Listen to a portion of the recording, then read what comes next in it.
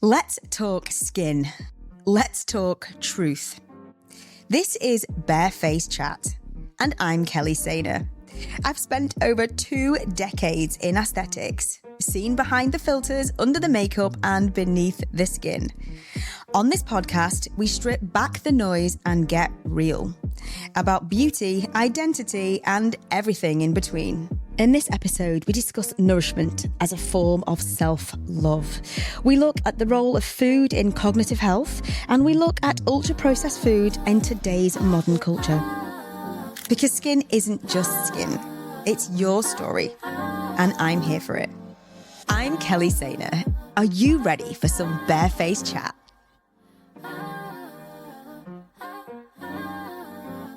Disclaimer, the views shared in this episode are personal opinion and are not intended as medical advice.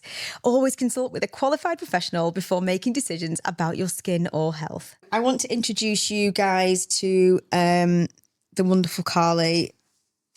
I met Carly on, so I'm going to introduce you first, and then I've got questions that I want to talk to you about, so we're just going to keep it easy breezy. Chit chat, like I said. But I want to introduce you to everybody listening, Carly, because I think it's important that they know that we met on the Caroline's Waterfall retreat. And I thought you were going to be doing all of the things, but you've got so much more to do in the background. Yeah. I was hoping to do some of the things. I really wanted to do the waterfall one, and I looked and I thought, do you know, I'm just not going to have time, but never mind. I really enjoyed watching you all do it as well. Yeah, watching you do it. I kept nipping out and going to have a look at you all, and there was so much love there, and how you were all together and you were all encouraging each other, you know, and it was so linking powerful. Arms and like, are you all right? Are you all right? It was so powerful. Yeah. And it was so bizarre to see people, from my perspective, in costumes and woolly hats. Yeah, so true, so true. Didn't That's fit, not did it? something you see every day. No, it's not. And then when you all sat down in the water, and there was a big cheer, wasn't there? Yeah. I was like, oh, how lovely is that? It was unbelievable. First cold water dip that I've ever done. Never thought I would do it. No. But you know what's interesting? If we'd have had McDonald's for 3 days before we got to that point, I bet you our heads would have been nowhere near as clear or able to do it. No. So it even goes down to that. Yeah, because again, there wasn't any refined sugars in anything that I did that on that whole retreat. It was all either maple syrups or other sweeteners, or using the fruits to sweeten things. And it was incredible. So while some of us were doing breath work and dipping in the waterfall, you were doing something that I felt was much more nourishing and wholesome, which was obviously looking after us, looking after our minds, our tummies, our bodies. You were nourishing us. Yeah. You were allowing us to be able to sit and enjoy the space, not even, and I think for women as well, not even thinking about food is huge. Oh, I don't have to cook tonight. Amazing. I get bored to tears. Like, it bores me to the point I won't eat. Oh. I will miss food if I think, oh God, not again, food again, a dinner again. Like, it's just constant. And if we all eat at different times, you know, Ollie might have something different to Cole, and I might have something different because come in at different times. I might go to my mum and dad's. Like, food bores the shit out of me, but I love eating. Yeah. I absolutely love. I love for food, and someone like that. We eat the same thing every time we get together.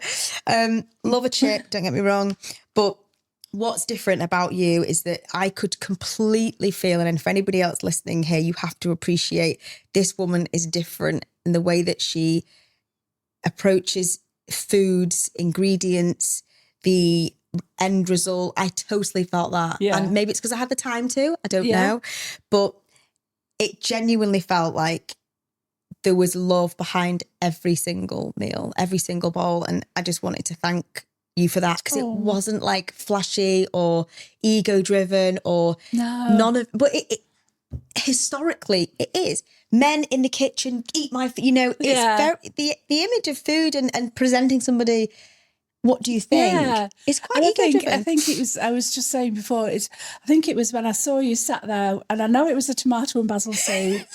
And and you were holding this, and I could see like you were having a sip, and I just saw like radiation come off you because you were enjoying it so much. And I thought, I made that. Oh my God, that's amazing. I made this lady feel like that. Yeah. You did. Oh, amazing. And I welled up a bit.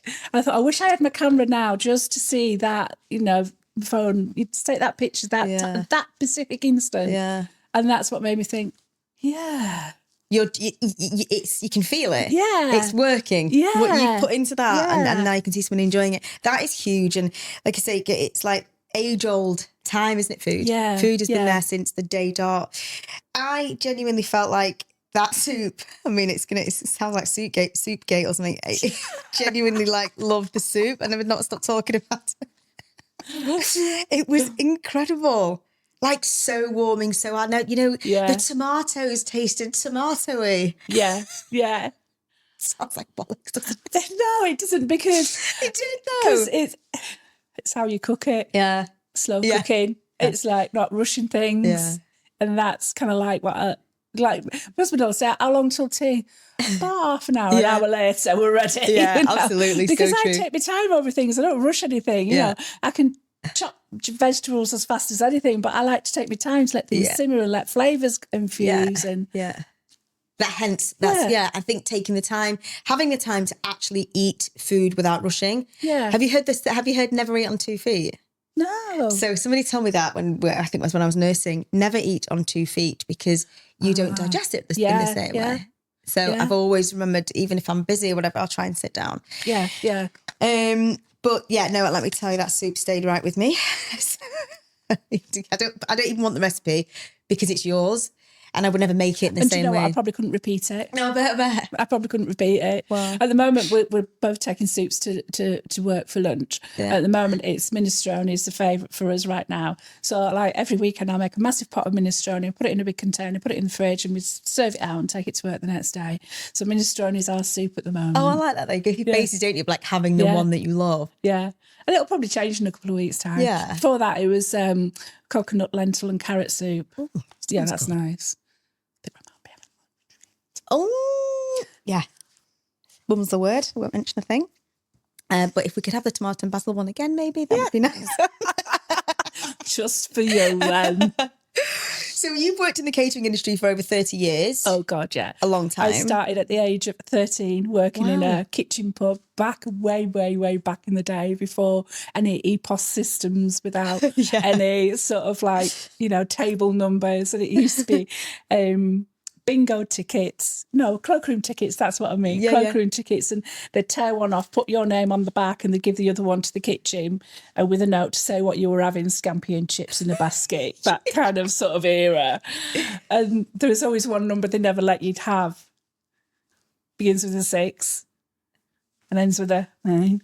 Really? That's one number that nobody ever got, because as soon as you went out and shouted number 9. Oh, stop. Yeah. That is brilliant. And at 13, I didn't understand that because I was quite naive. Why not number 69? Well, I mean... I used to say, brilliant. Why do we go from 68 to... Stop. I said, do you not know? No, 69 is a special number. Okay. Oh, my God. Really? Yeah. So that's where I started out anyway, working in pubs. And then by the age of 16, I was actually running the kitchen of that pub. Yeah. In the summer holidays. Wow. And that's where it's just carried on. Amazing. Yeah. So did you fall in love with food then? I think I always have done, because I used to help mum cook. So once I was at high school, it was like, you're an adult now. Crack on. Off you go. Sort of thing. So I was one of 4. So if I was in before mum, there'd be a list. You put the sausages in the oven, you peel the potatoes, that sort of thing. Yeah. So that's when she taught me to bake scones and gravy from scratch and that sort of thing. I love that. I love that story from you. I was going to say, I think that what people perhaps don't know is that it's difficult to cook for 2, for 4, let alone 15 or so women. How many? Yeah. It's not easy. And I really wanted people to know about you, the fact that you did it pretty much single-handedly. Yeah. Didn't you? You didn't... in a kitchen that's not even as big as this room. The size of a postage stamp. Yeah. 2 work surfaces. But still did it without, I started off with 3 rings, ended up with 1. You see what I mean? I'd be a nightmare in a microwave, let alone with actually in a kitchen. So you were amazing. But Now you want to build something of your own, which is so fascinating. And it felt like you were on the edge of that, on the retreat. Definitely. And I think that's what made me think, you can do this. And why have you been holding back so long? And I guess that's just like a little bit of confirmation you wanted in yourself, isn't it? You know, I mean, people do say that, oh, I really enjoyed that, Colin. Oh, you're really good at this. And you think, yeah. And you're a bit blasé about it. And then when I had the moment with you and your soup, I thought, yeah, that's it. I'm meant to do this. You are meant to do this. I felt it. But this is her. Let's find out about her story. Welcome to Barefaced Chat. Thank you. Thank you so much for being on. It's my pleasure, honestly. What made you want to come on? Because I think I want people to know that food can be fun. It doesn't have to be a chore. Yes. I think that food, I want to try and encourage people to make their own food, to come away from UPF, which is ultra processed foods. And if you go into the shops and you look what's in the labels, you get very, very confused about what's in them. Very true. Because a lot of them you can't even pronounce. Yes. Basically, if it's not in your store cupboard, then it shouldn't be in there. Of course. But even comparing sort of foods, you always think like the higher branded foods, the better food. Yeah. But when you actually look on your labels and you compare it, I have a little app that I use now and again. Sometimes it's the shop's own brands that's healthier for you. Oh, really? Than That's the really more expensive ones. Yeah. God, that's good. Because I did a comparison hummus because I couldn't be bothered to make any hummus for myself, but I fancied some hummus. So I had a look and there was a really nice one that I really liked. It's like a Moroccan one with chickpeas and oil on it. Lovely. Those. And I scanned that and it said that wasn't very good. And then I thought, well, what's this one going to be like then? And that came out even better. So that's going in my basket. And thank you very much. You wouldn't know. The thing is, I think food has like come full circle in a way, because we were, you know, it was like meat and 2 veg. Oh yeah. Anything that grew out of the ground, you know, if you didn't have a lot, you didn't, you know, it was just the most basic food when we were growing up. Loved that. Still love that. That's a building block on learning how to cook as well. Because you take a simple stew, which then has become a casserole, which has become a beef bourguignon, which is, you know, it's like an extension of all of that. And cuisines and, you know, trying things from different places and stuff like that and different flavours, and, you know, bland food kind of suits more people than it does others. And we, you know, beige buffet. Yes, we know that children are loving that. I still find that quite strange. But some people's palates just aren't adept, are they yet? They're not there yet. And I think it's about training your palate to do that as well. And this is what I love about cooking in a nursery, because that my job is to educate their palates. Yes. That's what my job is. The practitioners and the nursery nurses is their job to bring them into life and to learn, to teach them rather how to do the writing and the reading and to the listening and using the manners and kind hands and all that. My job is to educate the palates, and that's what my job is. But you are so unique. You're like, I don't know, when Jamie Oliver came around and wanted to take, you know, stop Turkey Twizzlers or whatever it was, that movement years ago. I don't think many people, what you want from a nursery is somebody that is in the kitchen like you. I don't know if that's what you get, but you certainly hope that's what you want. You will get people that really, really care. And in some nurseries, like anything else, you probably don't. Yeah. I mean, I was just saying to Sally upstairs, I had a lovely moment yesterday with a parent who recognised me from when we did the nutritional course together. And she said, when I came to look round the nursery and I brought him with me, she said, they did say there was a nutritionist that's a cook. She said, I was praying it would be you. She said, but I wasn't sure. She said, and then I answered the door to her and immediately she was like, oh, Carly, I'm so pleased. And she was talking a good 10 minutes to me and I thought, oh, I never get this. Parents never praise me for feeding their children or helping the children, because I'm backstaffed, but not in a nasty way. You know, get you. They'll see me wave at the window in the morning when they bring the children in and smile at them, and I might know the children, but the parents don't know me. And I think that was nice as well. I get that. For the practitioners to hear. I find it quite strange that we put so much stock, excuse the pun, didn't mean it to be actually, into food. And, you know, we're so precious of our little ones. Yeah. Yet feed them absolute crap at times, don't we? And, you know, we do it for convenience and, you know, the beige buffet kind of thing, if they don't want to eat that. It's slightly lazy, but also not for some parents. It's time. Yeah. To be able to have that from a nursery perspective, like that is what a privilege. Yeah. At that age. Yeah, and I think because we're feeding them food that the parents don't necessarily feed them, if they're coming in, say, as a 3-year-old, they've already got their mindset on what they like. They know. Yeah. So if I'm going to be giving them a barbecue bean hot pot for lunch, they'll be like, there's no chicken, there's no sausage, what? Yes, but so if I'm true. feeding them from a baby and they're coming through the nursery, they know no different. That's to them, that's just the way it is at nursery. That's what food you get at nursery. Oh, man, that's what it should be like. Yeah. God, I used to live for like when it was chippy day at school. Yeah. Now I wish like I had you in my school, so I knew no different. Well, yeah. You know, so we'll start off with the retreat then. You said about the tomato soup moment, but after having challenged yourself to, of course, you had to get there, you planned the meals out. You know, had you done this before? Not to that extent. I'd not done it on my own for 15 people. I might have had a KP, a kitchen, you know, a pot washer or assistant with me. I've never done it on my own for 15 people. I've planned menus. I love planning menus. I live for planning menus. I plan my own menu every week at home. I love doing that. But on a scale of 15, when you've got to cost it out to the gram of flour, and that's quite a feat to do, really, especially for 15 people when you've got a breakfast, you've got a lunch, you've got a snack, you've got a tea, and then you've got pizza party nights, and you know, you've got all that going on. That is a lot to do. It is a lot to do. When, after you'd done it, did you have a moment where you were like, okay, I'm doing this? I did. I sat there and I looked at the menu and I'd wrote down a timing plan, which went right out the window because of the facilities. Yeah, absolutely. I did a timing plan, I did menus, I had them wrote out exactly what I needed. Then we had issues getting the food to the venue because although we wanted to try and do a delivery to come in, it didn't time properly, and then we were only allowed, which I never knew, 200 items on a delivery at a time. So then we had to go to the shops, we had to get bits, and nightmare. But that was a baptism of fire. We've learned from that. Absolutely right. Oh my God. I in my industry, I see food very much as a reflection of people's skin, especially where acne skins are concerned. Oh yeah. There is no correlation that there is a link between too much chocolate and acne, for instance. We know that there's a link between sugar and skin. Yeah. However, I think there's so much that negative press around the fact that if you eat too much chocolate, you're going to get acne. That link's not fair because it's not directly true. No. We know there's so much more going on. Yeah. But we do know there's a gut, you know, skin axis, 100%. Yeah. Your gut is basically your second brain. Isn't it? Yeah.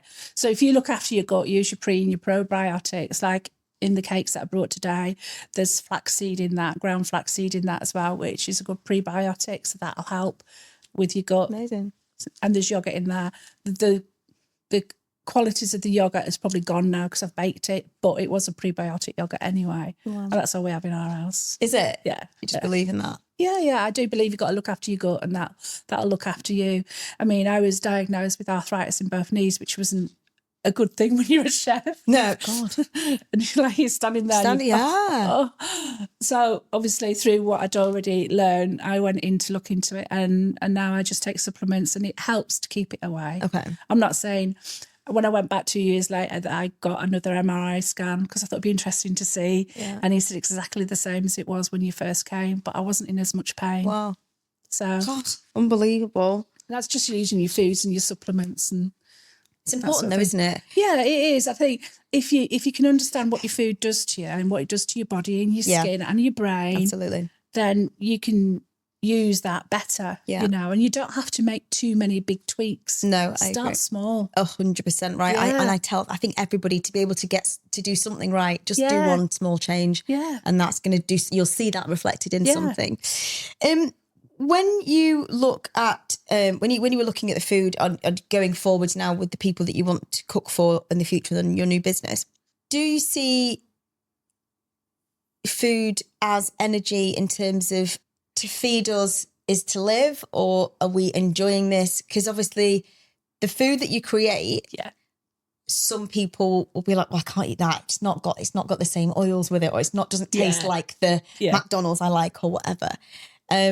should we see food as energy? Obviously for me, I know I've tasted your food, so I know that you do both. Yeah. Is it your mission to do both? Definitely, I think it is. Yeah, I think because, like I was saying before, the cakes that I brought there might not be aesthetically pleasing, but they're better for you. And I think it's getting that judgment out of your head as well, isn't it? Yeah, that's very true. You know, and trying something and being brave to try something. And for some people, it is so brave to try something new. Isn't it? Yeah. You know, it's huge, isn't it? Yeah, it is. I mean, even with some of the children that say, even at that young age, it's like, you know, I'm not touching that pasta. That's weird stuff. Yeah. And so true. And you know, you can say, oh, stop being so soft and get on with it. But that in their mind, that is not right. And that's kind of like where an autistic child will look at food as well. Absolutely. You know, it's got to be either on the plate there, or it's got to look that colour or that shape. And that's because to them, if they eat it, it's going to harm them. Got you. And that's how they're thinking. Got you. And that's how I think it's just so brave that if you try something you wouldn't normally try, you know, I think that's a brave thing to do. It is. It's hugely and you might brave. like it. Well, they, like you say, it's conditioned. It's conditioned into them, really. I wanted to just talk a little bit about, you know, IBS and allergies and dislikes on the tongue. Yeah. Are they true dislike? You know, I am not massively keen on liver. No. I'll eat it. I will eat most things because I'm quite greedy and I love food. I love to eat. So you could give me anything. Yeah. I eat all shellfish, the full shit, but I eat, you know, there's not an awful lot I wouldn't eat. Yeah. Not a massive fan of a banana, but you know. Really? I don't know why. It's just the sliminess of it, but I'll eat like avocado. I'm the same with mushrooms. Like mushrooms are the devil's work to me. And it's like the texture in my mouth. But if you gave me a mushroom soup with no bits in it, without chunks in it, I'd probably eat that. Yeah. Because I like the smell of mushrooms. Right. But to have it in my mouth. And what is that? Is that like, you know? I think you tasted it, and to me, it tastes like how I would imagine eating a slug or something. Okay. So in my head, I've got a slug in my mouth, and that does not belong in my mouth. I'm sorry, that is devil's work. And then as you grow up and you learn that actually a mushroom's a fungus anyway, why do I want a fungus in my body? Yeah, true. Before realising that actually some funguses are really good for you. Yeah, absolutely, yeah. Functional ones are. Yeah. Moving on. Lion's mane. Yeah, exactly. Oh, amazing. They're cut. It's massive now, isn't it? Yeah. You'll see it everywhere now, wherever you look, wherever you go. It's very, very popular. Mushrooms have come right back in teas and all sorts of stuff. Tablets, especially for menopause as well. Yeah. Huge, isn't it? So then, given the link between a true sort of palate, I love that, I don't love that, I love that, I hate that. Do you think you could get over somebody's food aversion?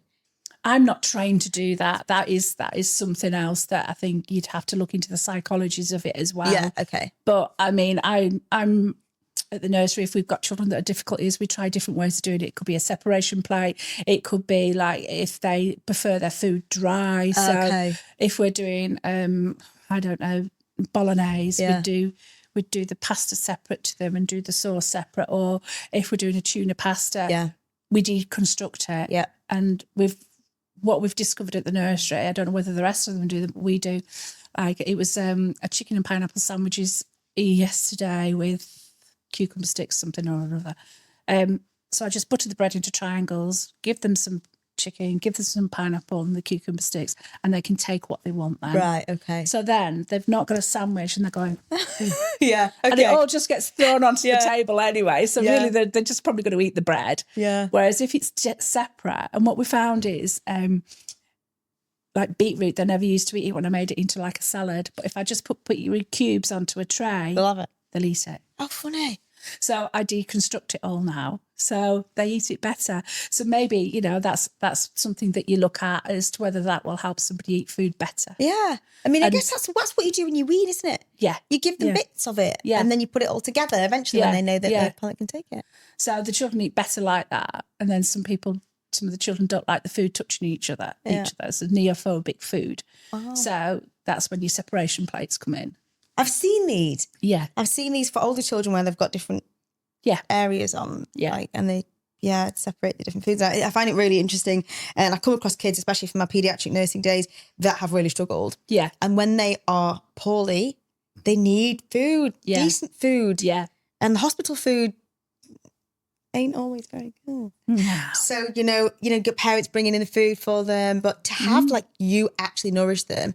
Would you do, this is going to sound really weird and we'll get onto this in a moment, but would you do chips and something like, would you have meals with like chips and a nice, healthy, nourishing? Yeah. You would do that. Yeah. That's okay. You can give us, we're okay to do that. There's no food that isn't okay. It depends on what you want. Fine, okay. Yeah, I do retreat cooking, but at home, like Saturday night, I've got planned on my menu.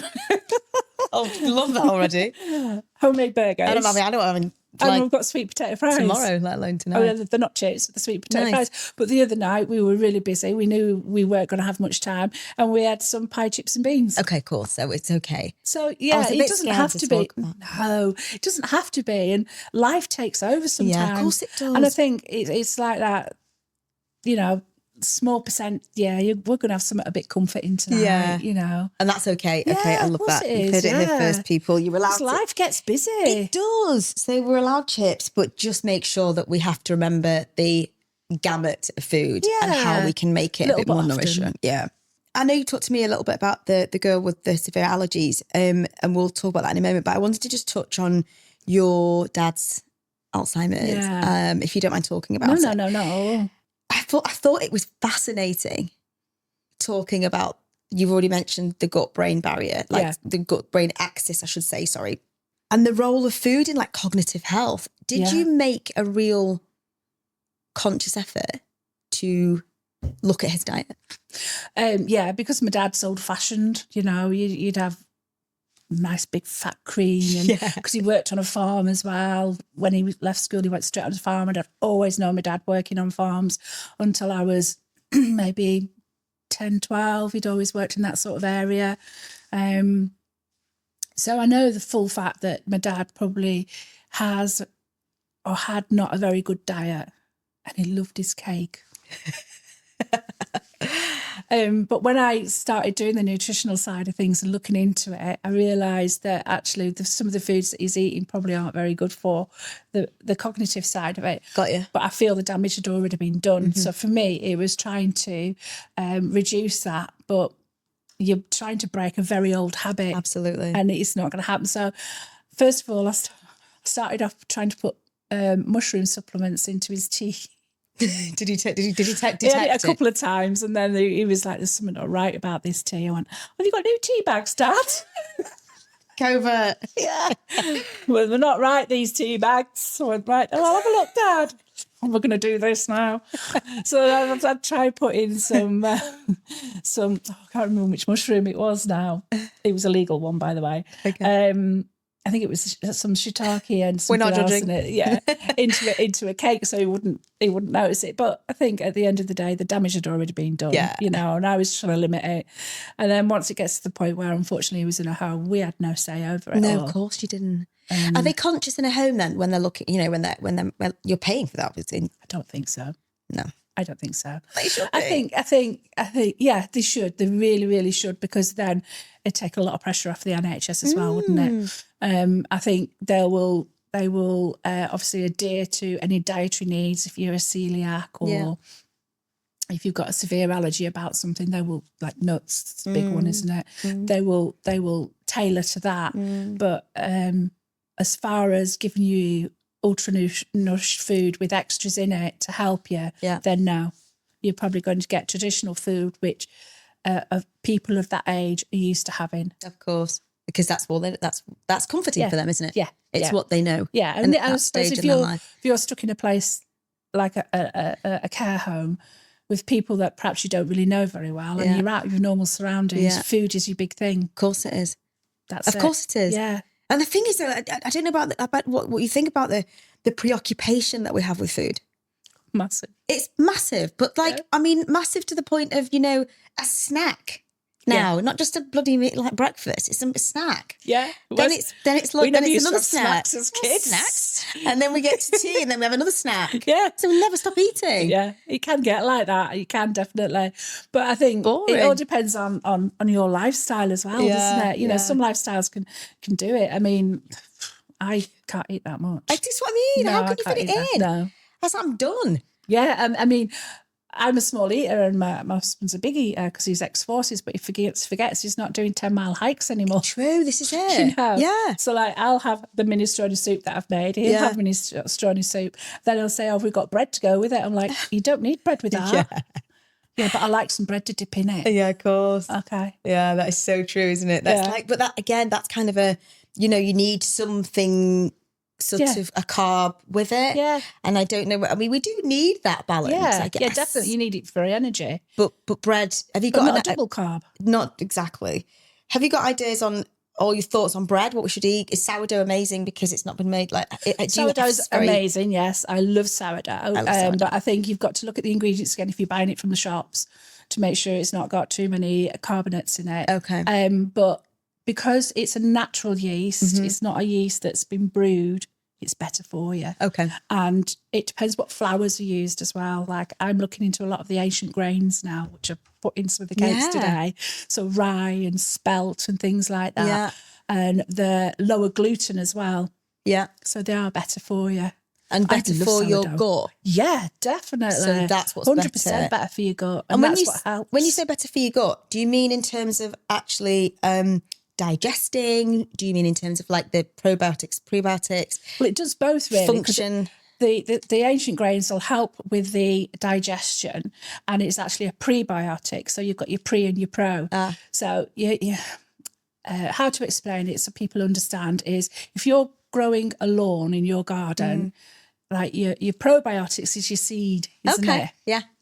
But your prebiotics is your water and your fertilizer you're putting on it to help it grow. I see. So that's how it's the best way to look at it. Yes, a little bit of education there. Every day's a school then. So so that's how it helps. But it does help with digestion as well because it's kinder to the gut. And that's what you want. That makes sense. Yeah. 100%. I think loads of people have heard of pre and probiotics and you're like, what does that do? I mean, we all in other words, somebody's made up. I was going to say, I mean, I think we feel that we have to do it, but But how do you do it? That's how the do you other do thing. it? Yeah, exactly. But still feel like you can be naughty every now and again. Oh, yeah, for sure. Definitely.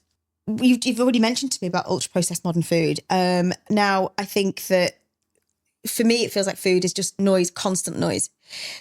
People are using, and it's affecting our gut in terms of getting Alzheimer's and things later. So like you said, you've said the damage has already been done. What are your thoughts on people taking these dietary supplements now, the ones that they inject, the skinny jabs and stuff, in terms of what that is doing to their gut, their mental health? I mean, this is just a topic for us to just basically just riff on because, there's so many, it's altering the way that we view food. It's altering what we eat, when we eat, and it's become a bit of a pandemic. Yeah, and I think for me, I don't think it's been looked into enough. What are the side effects going to be? When you come off these jabs, you're going to put your weight back on again because this is just making your body burn the fuel faster. So you need education around it as well. Absolutely. So you need education on what foods to eat. And having a healthy lifestyle doesn't mean it has to be boring, as we've already said. It doesn't have to be, a simple tweak in the morning, like having a probiotic yogurt with some fruit and some oats in it. You got your pre and your pro there already. Off you go, to help keep you full longer. Making yourself a porridge, like we always had porridge on at the retreat, didn't we? I make my own porridge. Instant porridge is quick and easy. You just put your oats in a blender with some skimmed milk powder, blend it to a fine thing, put it in a jar, then put your hot water on in the morning, blend it, and you've got it. Or you can take it to work, then put your hot water in when you get to work, put some berries in it, whatever. Simple. And that's just one easy tweak to make. Okay. I think that's the thing. It's quite overwhelming and challenging. Yeah, it is. And I think it's all right saying, let's have a skinny jab. To me, and people must be quite desperate to be able to do it or see it as an easy way out, so you're not counting calories, because let's face it, it's boring. I mean, when I worked out the calories for the cake, I thought, here we go, that's a lot. But I thought it'd be really interesting to see. It takes a lot, but it's boring to count. Who wants to sit there saying, right, I need 3 ounces of milk, and that's, the scales have just gone off now, come on, and you're going back to count some more, and it's time consuming and it's boring. But if you've got education around food, which we don't have anymore. Very, very true.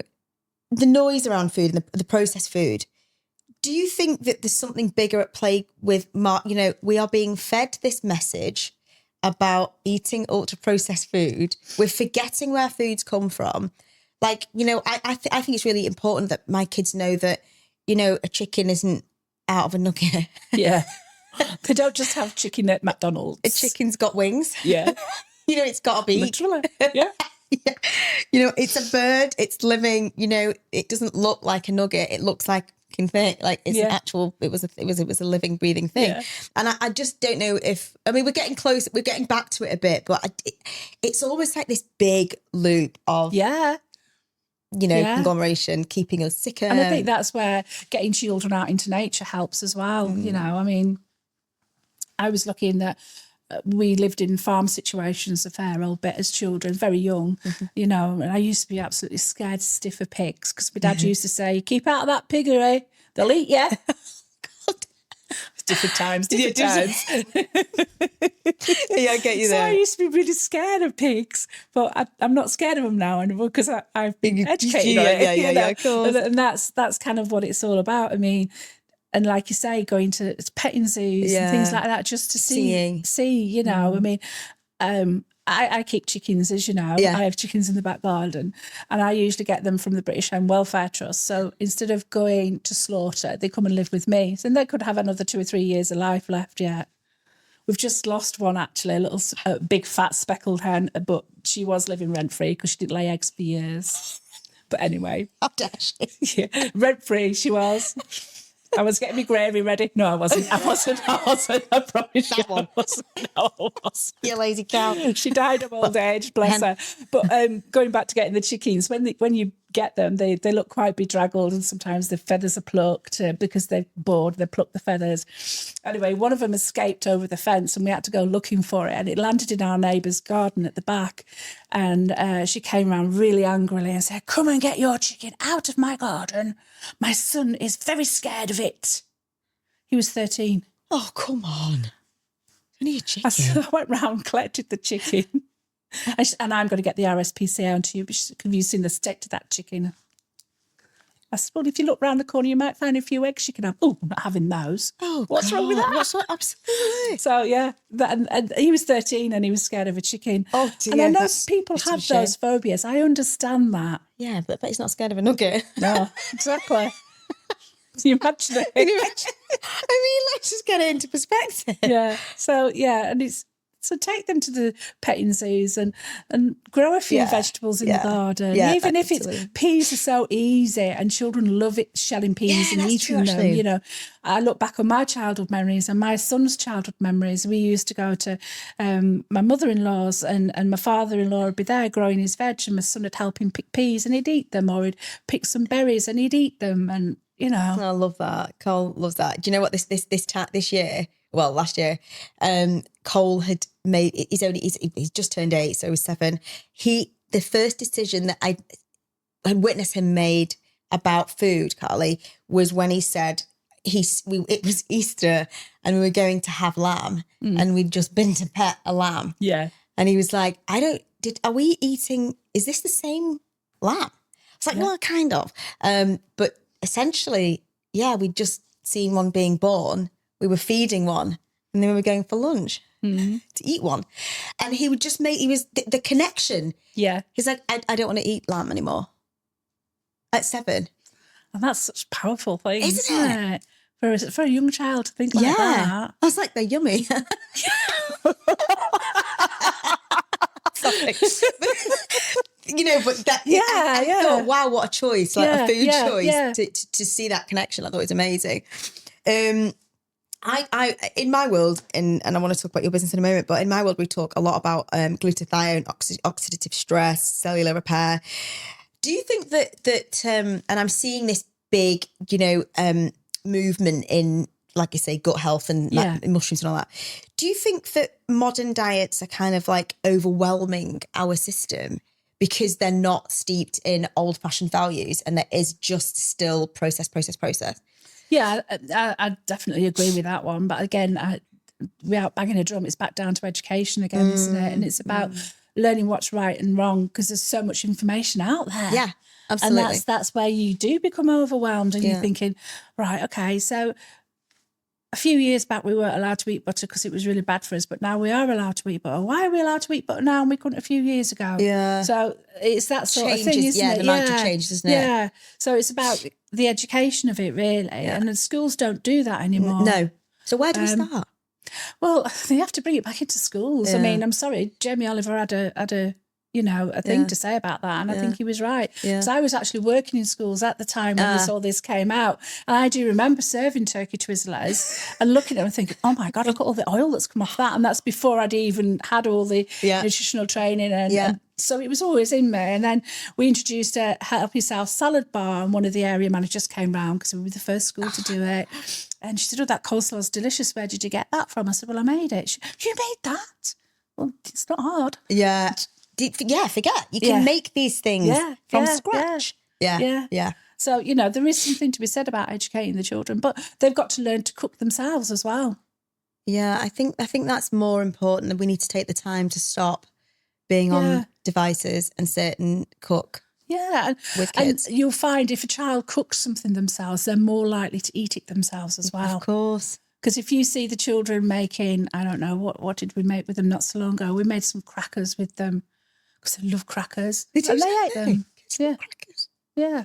Crackers are right. Crackers, they love crackers. They love with it. What on top? They just had butter on it. Oh, really? They do, because they've done it themselves. They were like, Yeah, they just ate them. They were lovely. Gourmet. And I used to take frames from the beehiving as well. Oh, yeah. And show them how the honey was made. And then when they all, preschool all left, I got them little tiny jars of honey with little bits in them and sent them away with that so they understood where it came from. Yeah. Obviously, I didn't take bees in. That'd be a bit dangerous. But I took a frame in so they could see the honey and they could taste the honey. And that's lovely. Yeah. That's what we need to get back to, 100%. Talk to me about this new business of yours and where you see it going. So obviously, I'd still work full time in the nursery, and I do enjoy that, but it doesn't feed me soul. No, it doesn't feed me soul as much as like doing wellness days and retreats and teaching people, because I'm just so passionate about it all. Because food isn't just a job; it's a hobby. Yeah. For me, and I like looking and tweaking. I like seeing people go, "Oh my God, I can do that. Yeah. How come that was so easy?" Yes. And that's what I want to do. I want to go back to teaching people. I want people to understand where the food comes from and how cooking it this way and that way and the other way makes a big difference to the flavour. Yeah. People are worried about what herb goes with this, what spice goes with this, and if I put this in, what will happen with that? So it's about teaching people how to do that. And then on retreats, obviously, like I say, you've got same like-minded people and it's not the same pressure. Yeah. Because quite frankly, you're just glad to be fed. Yeah, of course you are. And you're happy not to do the dishes, even though you kept insisting you wanted to come and do the dishes. Well, you just were working so hard. I couldn't leave you to it. That was what I was there to do, you know, and I was happy to do that. Yeah. And I was happy to see how you all felt nourished. And that is a feeling you can't bottle and you can't buy. So I really want to be able to go forward and, help with do retreats. And I feel I've got a knack of feeling the vibe, if that makes sense. So if you tell me what you're doing on your retreat, I will try and make that food align with it and ground with it. Wow. So like in the morning you all had juices and those juices were designed to go ahead for that day. So when you were doing your journaling, you had a focus one. Yes. When you did your waterfall, you had an energizing one. Yes, that's right. So that's how I look at it. How can I get this food to help them get the most out of their retreat? And so that's kind of where, and then I think the biggest fly in the ointment is when my budget is. Yes, absolutely. I can imagine. Yeah. So then you've got to, because like healthy isn't cheap, and that annoys me. Yeah, of course. Do you feel you could? There's more shops now opening up where you can like go and just like buy the grains and things, and that's lovely, isn't it? And I think really interactive. Yeah. And then like, you know, if you're making a packed lunch for your children, you're doing them a ham sandwich, a bag of crisps and some fruit, that's going to cost you more than making a nice salad for them, which is healthier and better for them. Ooh. And will probably keep them full longer because of all the fibre in it. Yeah.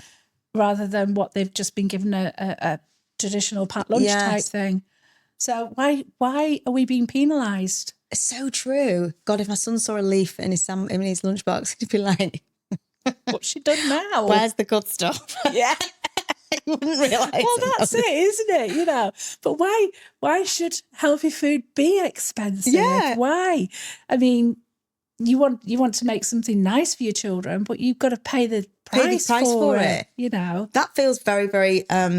It's not right, is it? It's not aligned at all, is it? But no. I mean, I think I find that doing retreats is good because I can bring it together. I can look at what foods are fit, and you know, and then you get a challenge if you've got somebody with a dietary need, which isn't a problem because I'm used to that with a nursery. If you were to dream big, where would you be in? What would be your ideal business? Would this be across the country? Would this be like Carly's Kitchen across the country? How would you get this education out? What would be ideal for you in terms of I would this education? definitely love, like, Nourish Souls is what I'm calling myself now. Nourish Souls, catering by Carly, if you want to find that out. Nourished Souls, caring by Carly. Catering by Carly. Yeah. So I would love to have little cookery schools. Oh, I think, and then do a little bit of retreat on the side because that'd be like a little bit of a holiday, but not a holiday, if that makes sense. And I'd love to educate people from children to adults, you know, just educate them, help them make things like fakeaways. Yeah. You know, I've got an amazing recipe for a really nice sweet and sour chicken that isn't battered, but you wouldn't know it because it tastes so delicious. Yeah. And more people are staying in now, aren't they? Yeah. For sure. And making your own curry and getting those spices going and blending them and the aroma and not just buying it from the curry house. And it can taste just as well and even healthier. I love to cook. So I'm with you on that. I love to cook. And I know I'm very much like, I get quite offended if people don't like my food. Yeah. Even if it tastes like shit. Tell me you love it. Yeah. Because you feel like you spent the time on it. And you've been like slogged over a stove and you're like, is it nice? Is it nice? Yeah. I need the adoration. But I love to cook. I love it's really relaxing. It's self-care moment. Yeah, I usually have either some music or Netflix on in the background and, you know, and then my husband will be shouting at me from the living room and I'll be saying, I can't hear, I'm in the kitchen. Why do you talk to me? Come here. The usual sort of scenario, isn't it? You know, or you've got the cats at the kitchen door like, there's nothing for you. Hold an onion out. Do you want one of them? No, right, off you go. Yeah, exactly. Yeah, bye then. Yeah. I'd love to have like little catering schools to teach people. Also, like, you know, youngsters going off to uni. Yeah. Why can't they cook nutritious food? Yeah. Because they're not educated. Yeah. And then they need to learn how to budget, how to menu plan. I'm a menu plan queen. Just do it. And there's just so many other ways of doing it, isn't there? You can do batch cooking, you can do prep bags. Do you know what you need, all Carly? sorts. You need your own app. Yes, I probably do. Because you could spread that worldwide. An app would be amazing for you because you could update it in real time. Yeah. You could aim it at different demographics, at university students. Like, that would be so cool. I could totally see that for you. That's going on the list. What have I just done? Oh, no. More work. Anyway. But that's because there's so many different areas that you can help people with, isn't there? Yeah. So many different people, even down to weaning a baby, you know? Yeah. It's like, you know? Absolutely. It's there and everybody's on this device. Yeah. And I think if you were able to just get this out there, I think there's so many different areas, like you say, from weaning to 80 to not being able to eat, you know, going from no teeth here to no teeth here. Yeah. And that's, like you say, it's full circle of life. It's full circle at the end of the day. So like going into care homes and saying, right, so, you know, when we've got beef stew on, we just blend it down into a fine puree for him.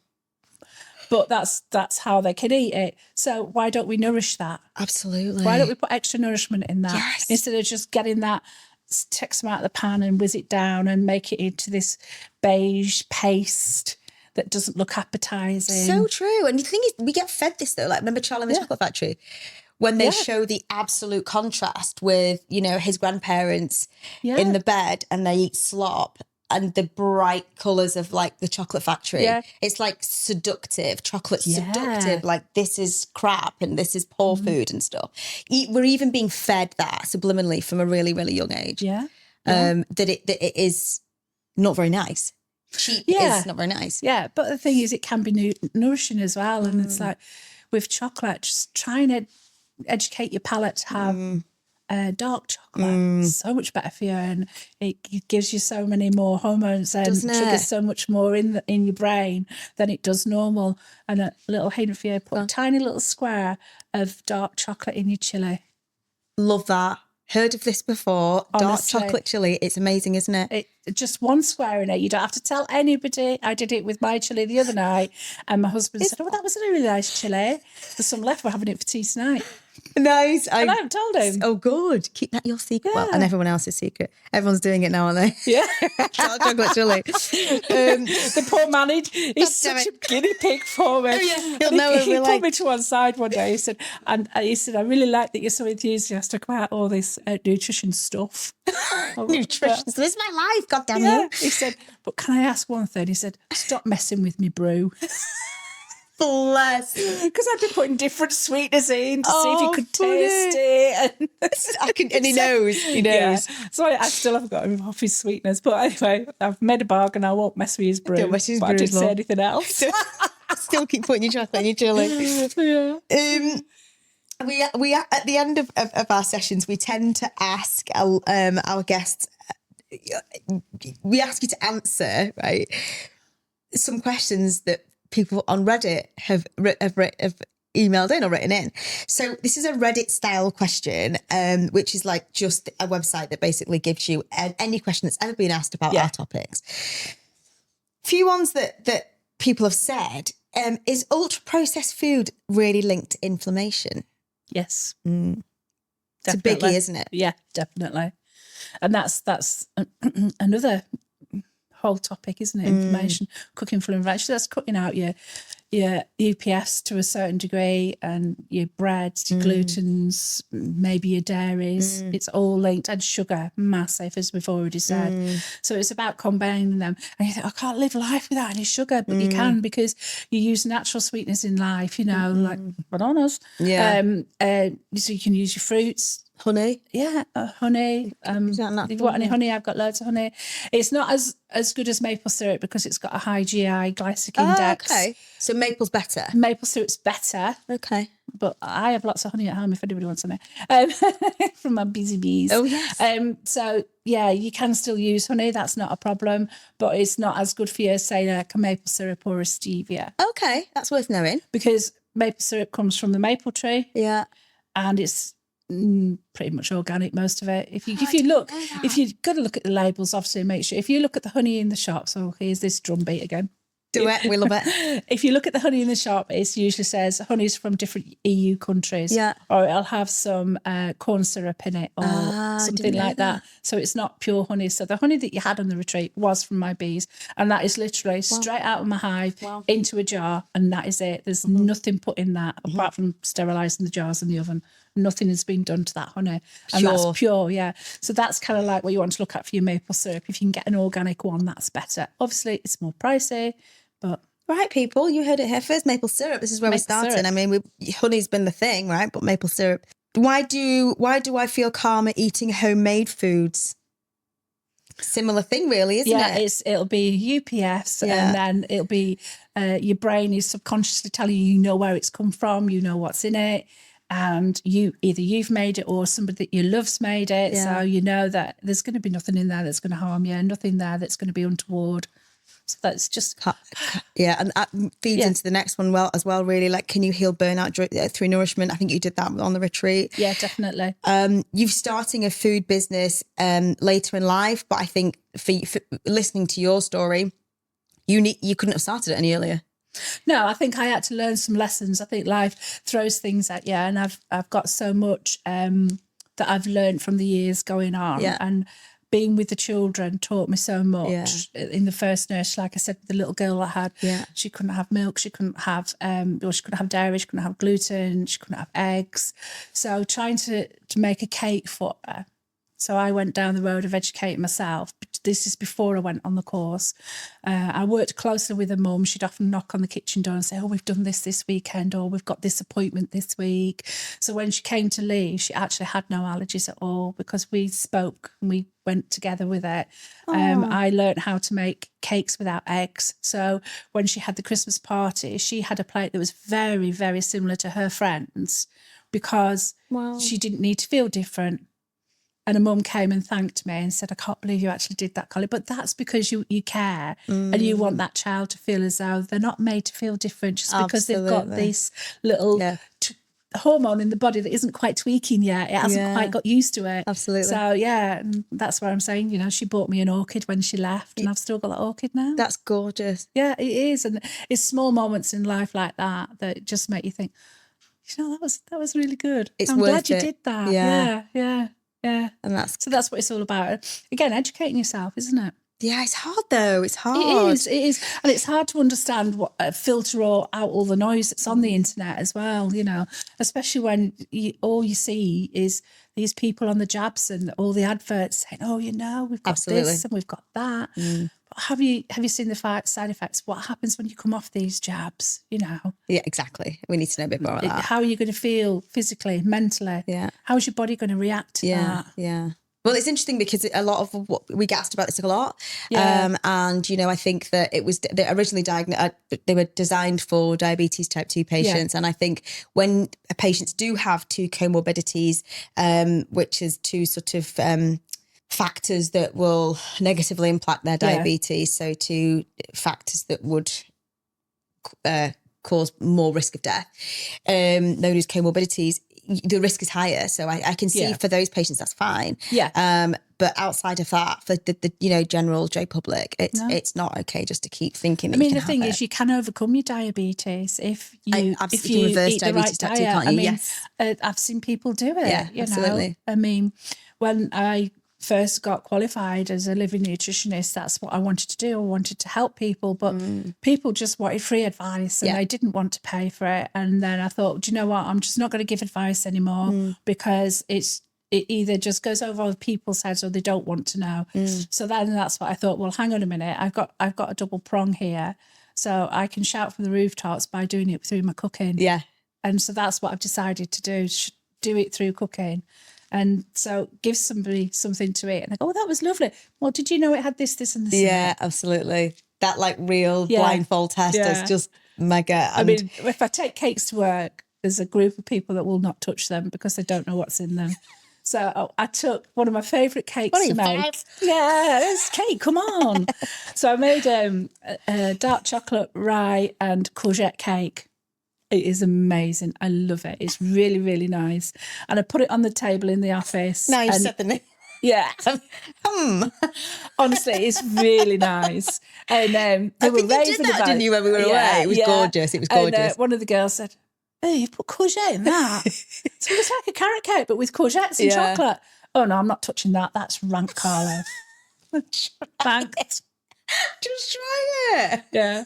Let me put a blindfold on and force feed you. Oh, that is brilliant. Well, you know what, Carly, you are still as gorgeous as I remember you from October. You are. You're so easy to talk to and you're so passionate about food and what nourishment it brings to what you can do for people and put you know, inside. So thank you so much for joining. My pleasure. Yeah, I hope you've enjoyed it. I have, yeah. Well, you just enjoy a good teamwork. Good chit chat. Yeah. Well, yeah, I've loved it. I think you've just been amazing and I can't wait to see you again at the retreat. Yeah. And I will report back on food at that one. But thank you so much for making the time to come and I can't wait to see your business develop and we hear more from you. Can't wait. And more education. Carly, everyone, thank you. Thank you. That's it for today's Barefaced Chat. Thank you so much for listening. If you've loved this conversation, make sure you follow, rate, and share. It really helps more people find us and join the conversation. I'll be back next week with another honest, unfiltered chat. Because skin isn't just skin. It's your story, and I'm here for it.